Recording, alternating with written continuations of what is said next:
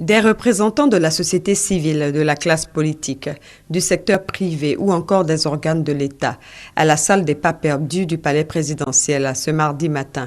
Tous sont venus présenter leurs vœux au chef de l'État comme l'exige la tradition en début d'année. Un message qui sera solennellement porté par la magistrate Paulette Badio, présidente de la Commission nationale des droits de l'homme de Côte d'Ivoire.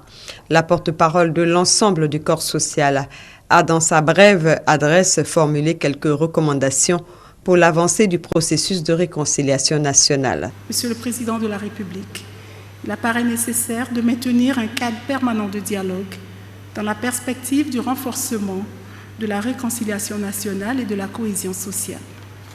Un travail important a été accompli en peu de temps dans tous les domaines sous votre haute autorité. Et nous demeurons persuadés que le meilleur reste à venir.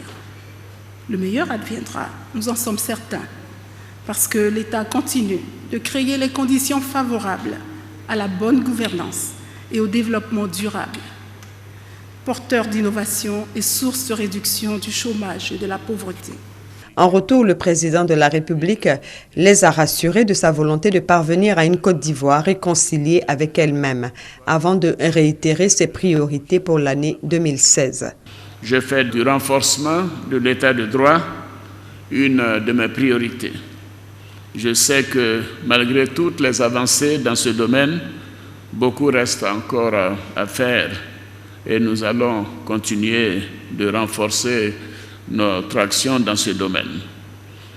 Mesdames et messieurs, la mise en place d'institutions fortes et crédibles est essentielle pour la consolidation de nos avancées démocratiques. C'est pourquoi la nouvelle constitution que je me propose de soumettre à l'avis de nos concitoyens réservera une place de choix à l'approfondissement de la démocratie. Cette réforme visera également à adapter notre Constitution à l'évolution de notre société et à assurer une plus grande cohérence au niveau des institutions. Pour le premier mandat du président Alassane Ouattara, le corps social ivoirien retient deux temps forts.